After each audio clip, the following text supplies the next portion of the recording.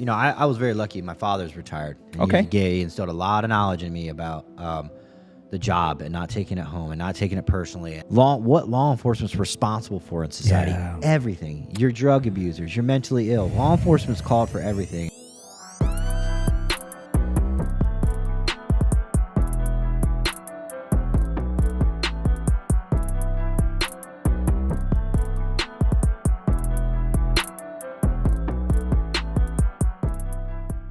Welcome back to Internal Affairs, a police podcast. Man, we got a great guest all the way from the state of Florida. My man, my guy, Tyler Hoover. Look, Tyler kindly invited me to his podcast, the Anti-Hero Podcast. And you know what? He did tell me he was going to be in town, so I had to bring him into the studio. And listen, we're going to have a really good conversation, really about just why we should have podcasts and just get to know him a little bit better. And more than anything, he definitely has an IA story to tell us. So stay tuned and can't wait, man. Okay, here we are, Code 6 with Tyler Hoover. Thanks for coming, bro. Thanks for having me. Orlando, Florida? Yeah, it's a lot less humid here in Cali. Yeah, you know what? I'm trying to think that when I went over there, was it at, and thank you for inviting me to your podcast. We'll talk a little bit about that as well. I don't remember. I don't think it was humid, but it was like 70 or 80 degrees. But welcome to sunny California, man. Yeah, it's beautiful here. Beautiful here. You've been here before? Yeah, I come here often. I love Cali. I love the culture of California. I love the weather of California. I think it's just that, like everybody else, the politics is a little messy. Yeah, well, you know what? Perhaps you would like to lateral to California to one of these agencies that's offering such a huge lateral bonus. Maybe we can convince you. Florida's doing the same thing. Really? Yeah, Florida. Daddy D is offering $5,000. Anybody wants to lateral to Florida? Wow. Yeah. Yeah. Well, Daddy D here offers $70K. There's actually agents out for $70,000 to lateral, but you would have to do. And again, I don't know the requirements, but I would imagine someone from out of state. How it relates to posts, I don't know. Yeah. However, we're here to talk about a lot of stuff. I really thank you for stopping by because we're going to have a really good conversation. You're going to tell me about an IA story like you're supposed to. Yeah. But you know what? First and foremost, I normally ask on a scale of 1 to 10, 10 being the highest, to rate internal affairs. But I've been experiencing that everybody rates it a 10 for obvious reasons. I know it's super important. But what I really wanted to ask you, Tyler, is you came on the job back in January of 2016. Is that correct? Yeah. And you went through the academy, and here you are, your first day at work. What was your impression, or what did they tell you about internal affairs? And Internal Affairs actually came and did a presentation of the in-house training thing, and their program that we did. And it was just right before you hit the road in FTO. They give a couple weeks of classroom to get to know the agency that you just got hired with. And IA came in, and they pretty much threatened us. We had a no tobacco policy because of the insurance that the agency used. You get zero tobacco, no dip, no smoking, on or off duty. You couldn't be a deputy and smoke. And they were like, don't smoke because we've caught guys. We've watched their house and watched them go outside their home and smoke cigarettes, and we fired them for it. And I'm like, man, that was my first impression of IA. A very unprofessional guy that did it. Very maybe unprofessionally ran IA office in that agency at the time. Maybe, I don't know. He ended up getting arrested, I think, for something on the civilian side. That's like a whole nother episode. Yeah. Speak of the unprofessionalism, if you will. What traits? You've been around 8+ years. What traits would you want out of an internal affairs investigator? Man, no bias, and that means like I'm not saying you have to be the cop's cop, because we all know that you gave up that when you have to investigate cops. You cannot be the code is different for you now. However, it's not your case where you're the victim. It's not you. I love it when IA detectives get so invested, they start getting emotional. And so you get somebody across the table with a little bit more experience than you, they start owning it. There's different body positions that you can do, different things that you can say, different things you can do with your eyes. And these guys it's just all you're doing is you're getting the story and you're forwarding it to chain of command. This is what we found. That's it. It's just business. That's all. Do you think that doing this type of assignment is to protect cops? I think it's yes, and to really separate them from the what do you call that? The mistakes of the heart and mistakes of the mind. That's right. Mistake of heart, mistake of mind. I think that internal affairs, that should be their fucking in Latin. That should be their quote. Yeah. Because, hey, and don't lie, right? They're not trying to catch you in a lie. Everybody knows never lie to IA, right? But if it's just I made a mistake, hey, all right, we're gonna document what happened, unbiased. Hey, this is what happened, Chief. It's your call. Yeah, the interesting part about when I teach at Savage Training Group and in our internal affairs officer involved shooting investigation course, we often ask the class is like, what do you think the job of an investigator is to protect cops? And I'd be the first one to raise my hand to say yes. The only problem with saying yes, I shouldn't say the problem, but the contradiction, if you will, is, okay, you're an IA investigator. Here you go, Tyler. Go ahead and investigate a that we just found on this one of your partners, or the assault. And you're like, well, I thought I'm here to protect cops. So what we've realized, and you can kind of chime in on this, is that protection to me, and what it really means is just make sure that you know your rights, and make sure that you're not being biased, and make sure that you're being fair, truthful, and honest. Do you think it's IA's job to ensure that the officer or deputy that they're investigating knows their rights and understands them, like we do citizens? Yes, absolutely, 100%. They should know. But here's the thing: you're the first guest that's told me that they actually had a presentation, and obviously you didn't get a really good impression. Yeah. But I'll tell you right now, if I were to walk into my beloved LAPD Monday to a roll call, let's say in South LA, 77 Southeast or Southwest, and if I were to ask the newbies, hey, do you know your Peace Officers Bill of Rights, Government Code 3300, or do you know anything about IA? They'll be clueless, and I think that's where we go wrong. Yeah, and I mean we've all been on the road. We all want that. We all want that PC for that arrest and that conviction. And somebody might tell you they understand their rights, but in the back of your mind, you're going, I don't think you do, bro. But and then there's a difference between a criminal talking because he thinks he's going to talk and get his way out of something. Yes. And there's a difference between somebody that really does not understand what's going on. They don't understand the rights, whether they're mentally ill, whether they're intoxicated, whether they're just like incompetent. If you feel it in your bones, they don't know what's going on. I feel it's wrong to keep and set them up for failure. I feel like sometimes juveniles, you get the juveniles that think they know everything and they want to talk, and you're like, man, I'm away from Mama Bear. She's gonna hate me just as much, but you need some kind of representation. Yeah, 100%. If you were in a room full of internal affairs investigators, what's the one thing you would want them to know about their job? What do you think that is? Like, what's so important for them to really know, hey, look, man, you're getting into this type of function. You should know this. Well, I kind of touched on it, I guess, a little bit. Is that it's not you're not the victim of this crime. So I don't go and investigate a burglary like it was my stuff that was taken. In fact, if it was my home that was broken into, I'd be the first one that would not be allowed to investigate that crime, right? Because it's my personal bias. I don't feel like IA should get that invested. You report what you know. You do your best to investigate, and if someone's not working with you and giving you the things you need to look really good for that chief, don't get butthurt about it. It's just business. That's all it is. I get a sense that if and I'm going to ask you, have you experienced where they are personally invested? Yes. Me personally, no. But there's been a couple instances where I work that have they're called professional standards division. They have been, the stories from everybody are like, man, these guys were out of control, yelling, screaming, pointing. And then all you have to do as a union rep, they pull you aside and just let them go. Let them just destroy themselves. And you just say, because if somebody says, I don't recall, that's not supposed to make you mad. You're supposed to expect that. You're supposed to expect that as an IA investor. Don't let it bother you, Do you think that it impacts morale?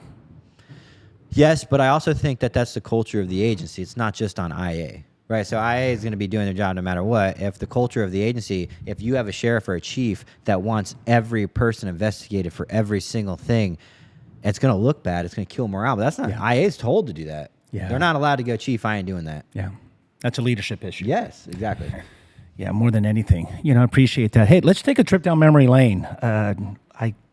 Again, East Coast, 9 years you've been a cop. Yeah, almost, yeah. Good fun stuff? Good jobs? Or you worked the streets for the most part? I've been on the streets every day of my career. Wow. So, yeah. Oh, there was a stint where I got my pee-pee slapped. I had to go to the courthouse, but that's a long story. I was a young cop. No, it was a lateral transfer to keep me from getting a little too ahead of myself. Got it. And in terms of the, I suppose, retention and hiring crisis, do we experience something like that also out in the state of Florida? Yes, that's everywhere, and it's so crazy because I feel old when I talk to people that when the market crashed in 2007, you couldn't become a cop because everybody needed that government job. Correct. And then once everything shifted, people started going back into their jobs and in the private sector and their entrepreneurship, and then there was a lot of openings for cops. But even in 2016, they're just it was still a little competitive. It was competitive enough to where if you had a misdemeanor charge, hey, you're not going to be considered at this time, right? Right. But now it's like the wild things that you hear to get boots on ground. Yes. You almost can't blame them. But even so, if we've loosened, if you will, the requirements to get hired, are we still in a crisis? Yeah, because then we create another crisis for. And what do you think that is? Man, I just got done talking to somebody about this. It was a fit responder. He said it's a bad solution for a problem, and it's not even a solution. It's a knee-jerk reaction to, rather than just halt the train and start going backwards and fixing a long-term problem, we're just going to try to knee-jerk reaction, lowering hiring standards, right? To fill in the boots that the low morale and the bad leadership has caused the vacancies of. Yeah. Do you also feel as though events that occurred between 2017 and 2020, some would even consider those to be historical landmark events, a.k.a. George Floyd? We have the Breonna Taylor, the incident that happened in Kenosha, Wisconsin, which I never even heard of the town. I mean, of course, I've heard of. Now we have. Now we heard about it before. Yeah, that. Ferguson. I'm like, where's that at? And that's the point that I'm leading to is where, do you think that had an impact as well? Yes, I do, because I'm asking you to go to war with me. Right. Let's just call it. You can call it like it is. And I know it's not us versus them, and I know it's not war, but I'm asking you to go shed blood in the mud with me on the front lines, on the streets, being a cop. And then you look at me and I kneel and bow to society and I take my jabs and I take the kicks in the groins by society, the metaphorical ones. Yeah. And you just watch me get beat up and you're like, dude, I don't want any part of that. Yeah. If you saw me being a confident cop telling people, well, you know what, if you don't agree with me, then get out of my way. Because I don't, what's it called? Wolves don't listen to the opinions of sheep. Yeah. Yeah. You know what? If you can't take care of yourself, I'll take care of you. But stay out of my way. Yeah, no. In addition to that, I can tell you that 26 years ago, when I was applying and then processing with the LAPD, my big influence was my best friend. He got on the job. He was on probation. He's like, hey, man, this is a great job. I had my reservations about carrying a gun, and oh my God, I'm going to get into a shooting one day. I think it was early 90s. NYPD had a major controversial IS with, it was called the Diallo shooting, where they shot this teenage boy. He was walking up to an apartment building, and next thing you know, he pulls something out of his waistband, and I want to say it turned out to be his phone or his wallet, and the officers unloaded 40-something rounds, and I'm thinking to myself, oh my God, so controversial. But back then, I was excited. The minute I applied, everything turned into motivation. I was pumped. I was excited to do it. Compared to someone who's applying now, I don't think they even have those kind of sentiments or those emotions. There's nothing wrong with wanting to be excited about going to work and locking up bad guys with your buddies. That's the best job in the world. At face value, police work is the coolest job in the world. Yeah. Then you get like everything else involved. You get really bad leadership, source-planted attorneys, a society that does not understand you or your job and is being fed a bunch of lies about you. All of those things make it very challenging and difficult to enjoy your job. Yeah, and the other point I was going to raise also is that, and this, I mean, it's not the majority of applicants, but can you imagine telling yourself, okay, I'm caught on this job, I'm going to hook and book, man. I got a felony arrest. Okay, we go through the whole procedures, and in about 24 to 48 hours, they're right back out in the streets. Yeah. So then you ask yourself, how significant, how valuable is my job? I started realizing into my career a little bit. I was very lucky. My father's retired. And Okay. He's gay. He instilled a lot of knowledge in me about the job and not taking it home and not taking it personally and not letting it run your life. And, for years, that's how I understood it when I got in. So I know I've always had the mindset, I don't care where this goes. I'm going to do my best, whether I'm handing something to a detective or the state attorney's office. I am done emotionally at the end of that. That I do not care, because that's what was happening. You yourself, and you get in trouble, and you get in the fights, and you get the injuries just to stop, and then you just to stop that crime, and then you find out that they're back out on the streets. Yes. And you personally sacrifice for that. Yes. So sacrifice company time, sacrifice company energy.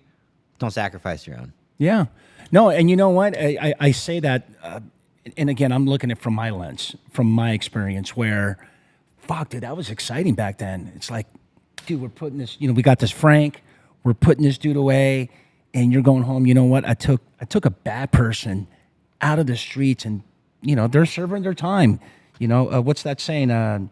You do the crime, you pay the crime. You do the time, you pay the crime, you do the time, or something along those lines. But that, believe it or not, this is just my thinking, is kids nowadays don't think that way. Yeah. They think to themselves, well, I don't want to do this because I know that if I arrest someone, they're going to be out within 24 hours. That's just the mentality, and it's maybe not the right mentality, if you will.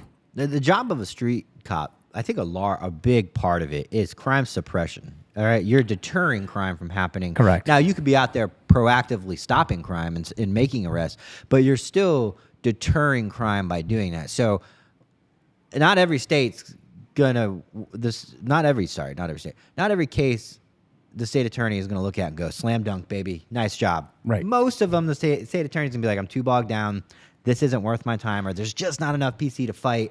But that's not your job. Your job is to find probable cause, and if you do, you take them to jail. That person is going to think twice about committing that crime in that area. Yeah.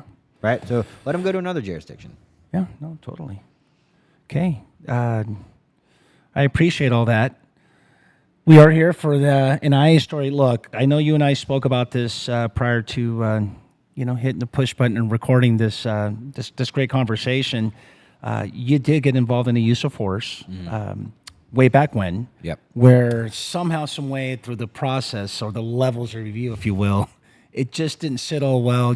I'll leave the floor up to you, man. To tell us a little bit about this little IA caper you got in. Yeah, so this is all PC because of all this, extra stuff that comes with policing nowadays. A lot of agencies around the country adopt this thing called Blue Team. Okay. Blue Team is it's a database that you buy or you pay, your agency does, and it documents everything from use of force to complaints to everything. And all it really does is it bundles up a nice little care package for anybody that wants to know how bad you are as a cop. Right? Okay. Any reporter, any news outlet, anybody that wants to know how many complaints and uses of forces you've had as a cop.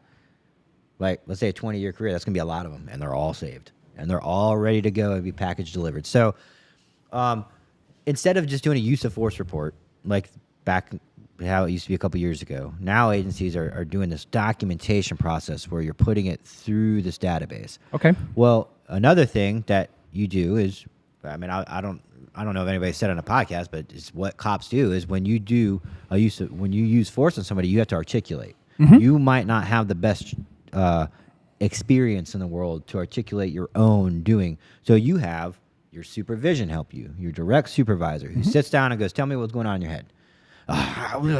You're so, and then, and he's like, I don't know. You got to tell me what, well, he came at me. Okay. So his posture led you to believe that you were, and it's stuff like that. Well, that's always been the case. And then as long as you're not lying and you're telling the truth, it goes up, and that's the end of it. Well, we were doing that, and it was going back and forth and getting kicked back down because the lieutenant wanted certain verbiage, and it was going back up, and I wasn't part of any of this. I just submitted it. It's going up and down the chain of command. And finally, the captain of the precinct goes, I can't touch this. This has got dirty written all over it. He's passing it back and forth. Now the public can see all of this. This is public record of the amount of times it went up and down. It looks dirty. It looks bad. So he goes, hey, I'm passing this off to a third-party investigator, a.k.a. IA. So I get an email, and it was, hey, Tyler, this is deputy or investigator so-and-so. Just want you to know that we just need you to come by our office. So I was on a call. My heart stopped. Like more than anything the job has ever done to me is that email. I called my sergeant, got the union guys involved, and, they're like, they didn't tell you what it was for. They're supposed to, so it's union versus IA. I'm in the middle. Brought a union rep with me. Every agency is different, but you're allowed to review your every piece of evidence against you. Now, mind you, particularly where I work, there's an inquiry, and then there's a case. Okay. There's a difference. If I bring up something, hey, I need you to look into this guy. You go, okay, you start an inquiry. You look into me, you're like, nothing to it, you close it. If you're like, ooh, there might be something involved here, you open up a case. It was just an inquiry. That's all it was. They were trying to just get the story one time so they can close it out. And man, I was so scared. I was in a defensive posture the entire time. And then eventually, they can't tell you, like, hey, play the game, we'll get out of here. They're never going to say that. Nobody says that. But they were giving me subtle clues. They're going to tell you that. Yeah, they're like, hey, so, because what had happened was I used force against a handcuffed inmate that checked a lot of boxes and demographics. And Okay. It was just a PR nightmare. Got You know it. what I'm saying? Oh, There's totally. nothing, as cops, 100%. we don't see people as any race, gender, skin color, but society, when they want to spin it, that's how Right. they play it. If I may interject, did media show up? No. Okay. I don't think that it was. It didn't get to that point. The incident happened in a hospital hallway, so there was blood everywhere. I was by myself. There's radio fell off. Nurses are all just standing there, like, "What is going on, man? We're just going to town," and so that was the incident. Okay. And then the use of force got, I got an injury, he got an injury, and so, but fast forward a little bit, I'm in the IA office, and he calls the suspect that I arrested and I used force on, and he said, hey man, so tell me what happened. And he's like, all right. He goes, now, did you bite Deputy Hoover? And he goes, yeah, I bit him. He goes, do you think that maybe the strike that caused your injury was because you bit him? And he goes, yeah, probably. And he goes, I have no further questions for you, sir. It was stuff like that. Like, Yeah. He was not trying. He was not, in my particular situation, I was not out to get me. They were there to just do a job. That sounds like a fair question. Yeah. But I got a lot of questions. All right. Just wanted to make sure you tell me a little bit. In terms of the process, I hear competency or lack of or lack thereof. My first question is, as it's going up and down, well, who the hell is competent here? Because apparently the sergeant or someone wasn't really doing their job and they weren't really good at trying to articulate in a report of a use of force. So kind of walk me through that. It was the middleman. It was the rank between a sergeant and a captain is a lieutenant. Okay. And he was he's diving in, just trying to make things. Man, I'm trying to make things into things that don't need to be things. Got it. You know what I'm saying? I can fill in the gaps for you. So there is an insight Yeah, when I that reinvent the the wheel. lieutenant's supposed to Yeah. put in terms of factual. And he wanted certain things said, and then my immediate supervision was like, okay, and we pass back up. Let's change that, and it goes back down. And now it starts to look suspicious. And the only person that suffers from that is me. I suffer through all that, and I had nothing to do with that. Back and forth. How long did this all last? Probably a couple weeks. The captain came to me later when it was closed. Okay. He goes, hey man, I wasn't able to say this to you for a couple weeks. I sent you there because, and he explained everything. He's like, I couldn't approve it. It was just, it looked so bad on paper. I couldn't touch it. From the moment that you had the use of force incident to the morning that the captain spoke to you, was already adjudicated. How long did that take? Was it about a month or so? Probably 2 months. Okay, so for 2 months. So let me keep you there, because what I'm trying to get to, and this is a common theme amongst, unfortunately, this arena of internal affairs, is that the way you're treated is certainly not the way you should be treated. Yeah. You felt like you were in the dark, kind of by yourself. Yeah. You know, depending on your union, it could be there, it could not be there for you. Your case might not be a good investment for them. You're on your own, you know. You know what I'm saying? No, totally. Your buddies are waiting for the outcome so they can decide whether or not they want to associate with you. Yeah, and do you feel like you're in the island all alone? Yeah, because your chain of command, they're not going to... The sergeants that go to bat for their guys are becoming fewer and far between. The ones that say, don't ever lie to me, and if you mess up, just tell me and we're going to work through it. I'll never abandon you. I'll never abandon you to admin. I'll be there right with you. Those guys are all retiring now. And now you got immediate supervision that's scared of their own shadow. They're terrified. Yeah. Was this your first IA? This is my first and only. First and only? Yeah. How long ago was this? Man, 2020. It's about 2-3 years ago. Okay. Yeah. Lessons learned. Anything we can take away from this? Not so much me, but any lessons learned? Yeah, man. Talk to people that have gone into IAs. You're not supposed to talk about your case with anybody. That doesn't mean you can't. If you're training for an event, you're gonna go train. This is, and you can't. Unfortunately, you cannot guarantee that investigator on the other side isn't personally invested in making you look bad to the chief. You also can't bet on that he's a cop's cop and he's there to make sure you didn't do anything wrong and he's to clear you. You have to prepare for the worst. So go in there and never lose your cool, and just and talk to guys that have done theories and concepts and ways about just maintaining a neutral demeanor, and give them exactly what you have to and no more.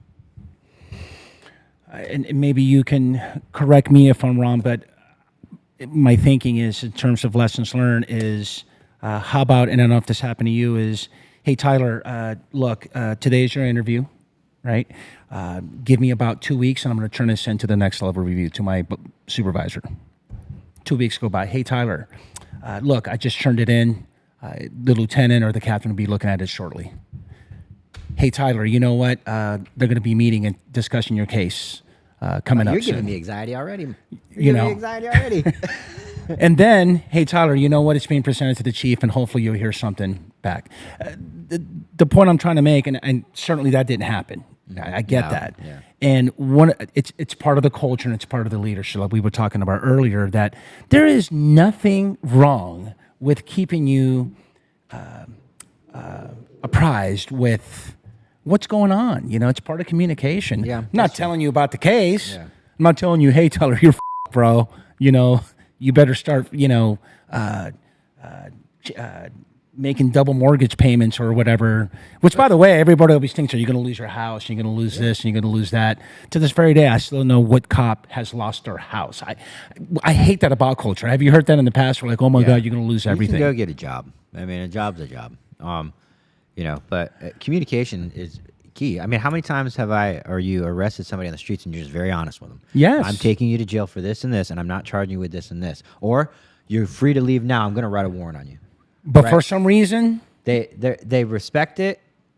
Then your next encounter with them is better. They know now you're not out to get them. You're very upfront and honest. Yeah. That could build that. Just open communication could really bridge the gap between street cops and IA. Yeah, no, totally, and I appreciate that, man. Thanks for telling that story.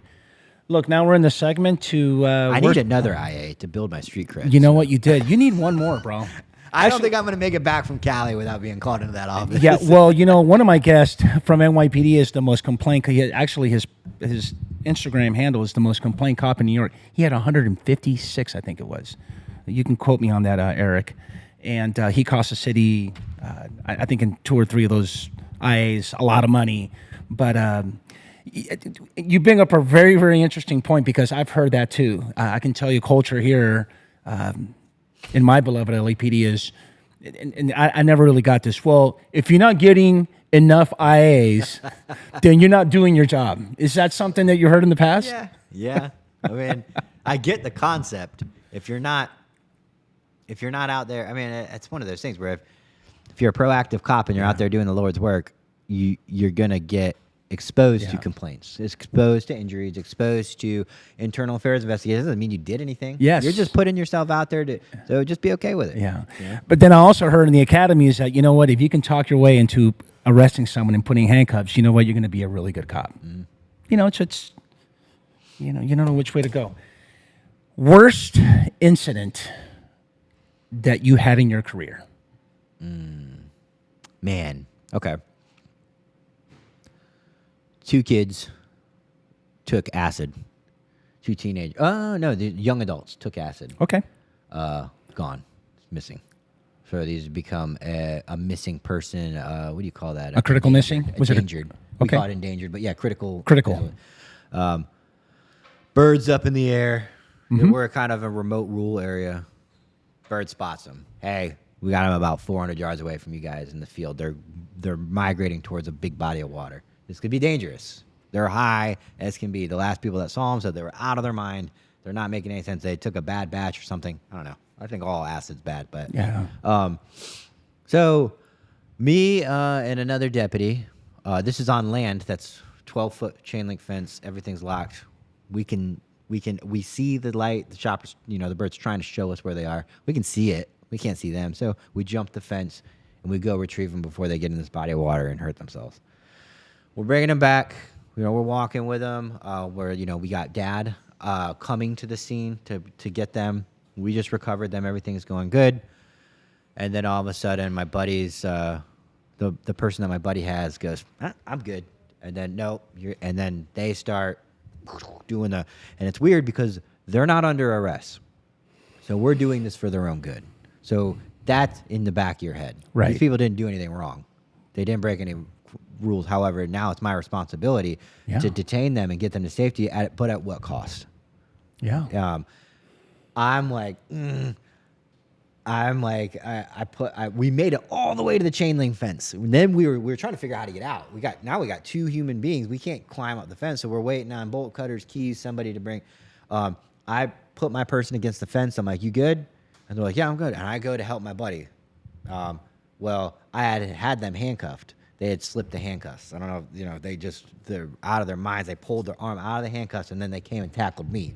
So now me and my buddy are fighting these 2 people that are out of their mind. They can't feel a thing, cannot feel a thing. And again, we're starting to lose why we're there. Instead of going, you know what, get out of here. We'll figure out another way. You're in that warrior mentality now. Yeah. You're like fighting. I'm gonna control you. I'm gonna gain control of you.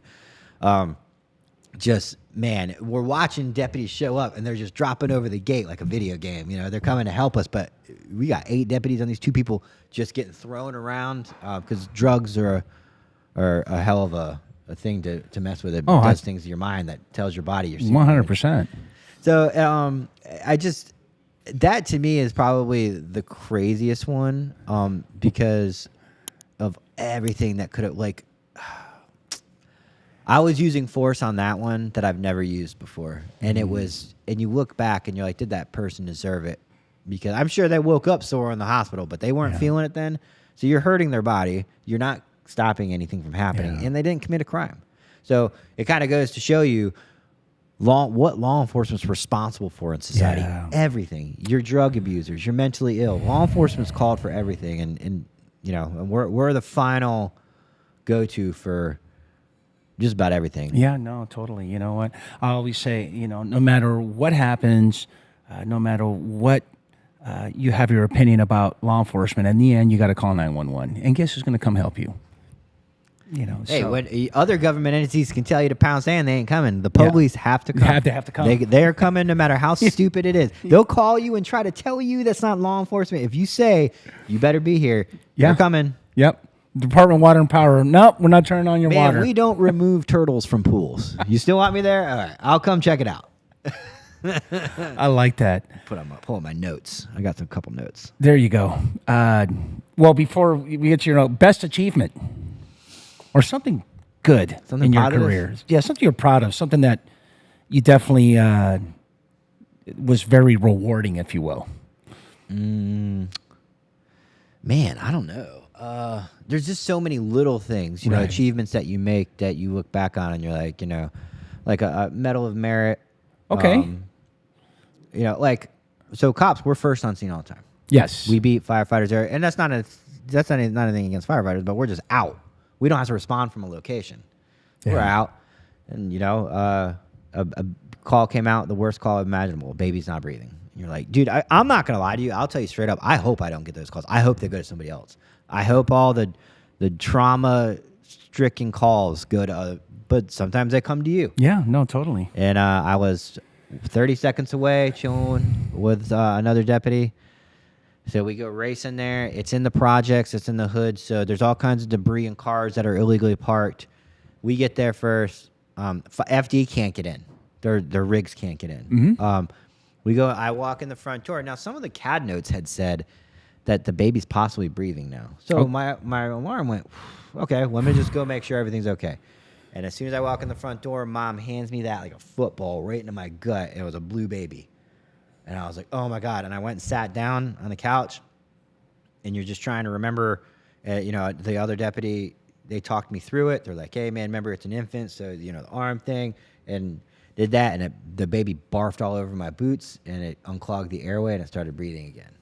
Which was, you know, I couldn't imagine the other outcome of that. A baby in your arms. And thank God it's never happened to me. But, you know, those cops that come on your show and they just talk about some of the most worst things in the world to the most innocent demographic ever. Oh, no, children. Totally. I can tell you, you know, maybe one day I'll be a guest. I can tell you stories to this very day. One in particular that happened in 2001, which was 23 years ago, that I can tell you with detail exactly what happened. Hey, man, you know, I appreciate all that. Look, a couple of things, and this is very, very important because you have a podcast. You're on the Internal Affairs of Police podcast. What do you think the wave of the future of podcasting is as it relates to police? Man, we talked about this. We did. We did. I think it's important for podcasts like us to show that admin, they can sit there and threaten to silence you as a culture, but at the end of the day, they can't, and you have rights. And, you know, you do give up some of those rights when you represent the community in a uniform, and we all knew that. We all know that, even in the military. There's some things you can't go do, say, be a part of because of what you represent. Correct. We're all okay with that.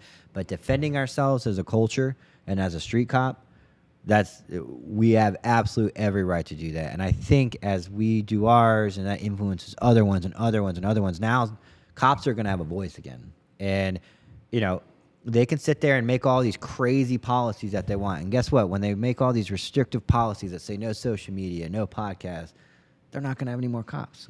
Yeah. And then they're going to be offering $70,000 signing bonuses to fill boots. Yeah. In addition to that, I am a strong believer that there will never be enough podcast platforms for us to be heard or to have a voice. One, two, I specifically chose, and, you know, well, let me ask you this. I mean, when we first met and you first saw the banner Internal Affairs, what was your first thoughts? Or did you even have a thought? I don't know. I was kind of not. It could go one of two ways. You could be one of those, and it's not even an IA thing. It's just a cop I don't want to associate with. Cops do it on the road all the time. They trick people into doing things, and their goals, their energy's not good. They're selfish. They're not out there to protect the community. They're out there to get self-satisfaction out of, like, you know, I don't know. You know what I'm saying? I totally get it. You know, I asked that only to say that we keep preaching this word transparency, and we throw that around as if it's like drinking water, you know, or having a cup of coffee. But you know what? We're not, man. We ourselves are, I wouldn't even say half. I think we're probably a quarter of transparency because, especially on a topic like this, it's a bit taboo. You know what? Considering that you shared a use of force investigation that you went through and the levels of review and what you went through, in the end, I get it. The adjudication was what it was. You went through it. But you know what? How do we learn, or how do we get better in treating ourselves? We don't. And you know what? we are to blame because it's how we treat ourselves. It's the reason why maybe IA is the rat squad or we're so evil and this and that. So you know what? For one of many reasons why I decided to do this platform is to be as transparent as possible. You know what? You want transparency? Here you have it. Yeah. It's to tell these stories. Let everybody see all transparency, not just transparency from admin, but transparency from the people that are actually responding to their house when they call 911. If you knew as a citizen that 9 out of 10 cops in your community were unhappy and they were at risk of leaving, you would be like, whoa, Yeah. whoa, I want to talk to their sheriff. I want these guys out there. I need these guys out there. Yep. If the community knew that, morale is down pretty much everywhere in our culture. So it's not one agency to blame. It's not one chief. It's not one IA section. It's our culture. And the citizens have a lot, they can have a lot to do with that. And they can have a lot for to swing back up into good rapport with their street cops. Yeah, yeah. I'm going to leave the floor because we're practically almost done with this. Any advice that you have for anyone who's watching? There's a lot of law enforcement community people who are watching, listening, all that. But before that, a couple of things that just kind of want to get out there. First of all, Orange County. There's only one Orange County. Like, there's only one OC. Like, here, for example, I live in the San Fernando Valley. It's like, oh, my God, people think that we're so, whatever. But we think of OC like they're like this snobby, like, high-end people, Newport Beach, a beer's like $15 and an old-fashioned's like $50, $60 for an old-fashioned or whatever, which is one of my favorite drinks. But my point is, we think of them, as in hierarchy. I didn't even know there was an Orange County in Florida. And you're telling me there's more? Yeah, well, first off, the other 49 states think that way about California. No, I'm just kidding. Good point. We were talking earlier. I think there's an Orange County in a lot of states. Really? But the one in Florida actually has the real Disney. So now, is there parts in Central Florida that are like where people think they're a little hierarchy and snobbier than others? Oh yeah, that's where the celebrities live. In Orlando. Yeah. Really? Really, really nice area in Orlando where all the what they call them, snowbirds that come in. Okay. They're in the winter and they have their second homes there. So. Okay. Now, of course, I got to jab you. However, we don't pull over our own. I just, No. you know what? I had to go there, bro. Chief, I you want had me to to do do that? that. You find somebody else. And that happened. What he's referencing happened in my backyard. And Just wow. You know what? To this very day, I just. there's always a way out. Even if you're a good cop and you're a cop's cop, if a lieutenant asks you to do something stupid and you don't agree with, just don't do it. Blue Falcon first degree. That's all I got to say about that. That's an admin issue. You admin people take care of that. Well, yeah. Hey, the chief. Call the other chief. Yeah. Hey, you know what? Do me a solid, man. Tell your guy to slow down and, That's out of my pay grade. Any parting words, brother, that you would like to tell? Anything that, besides the fact that how do we get a hold of you? I know it's Antihero Podcast. Tell us all about the podcast, man. Yeah, so I'm a co-host with the Anti-Hero Podcast. Me and my other host is a former Delta Force operator. We're just a culture podcast, law enforcement, first responders, military, and anybody that's into any of that. We have some crazy stories, crazy guests. It's a wild ride, and it's really fun. So, Nice. And that it's introduced me to all of these people, yourself included. Yeah. And my parting word is, if you're a cop, grow a pair, have a pair, use them. I'm an active cop. I don't know a lot of them that are doing it as an active law enforcement officer. I have said some controversial things that are very true. They're very respectful and they're truth. And so far, when you're vindicated in what you're saying and it's truth, they'll leave you alone because you're not doing anything wrong. So stand up for yourself. Thanks for coming, brother. I will see you soon. And on that note, like always, please be safe and don't forget to go Code 6. Thank you.